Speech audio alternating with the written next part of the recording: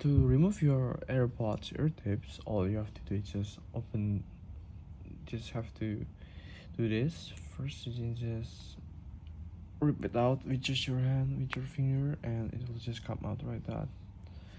It's a very easy process. If you want to clean it or if you want to do anything with it, you can just do it. By just doing that, just rip it off. I can even do it with my one hand, only using 3 fingers on my non-dominant hand. It's very easy. You don't have to get afraid of it getting broken, because the way that this thing works, it just clipping on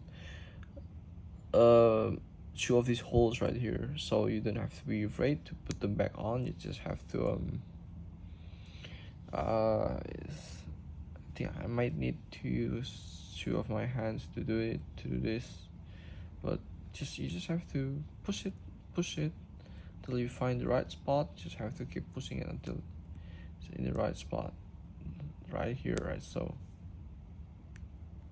don't worry that if you are putting it in the wrong way, because Apple has made it very easy for the user to put them out and put them back on. That is how you're able to do it.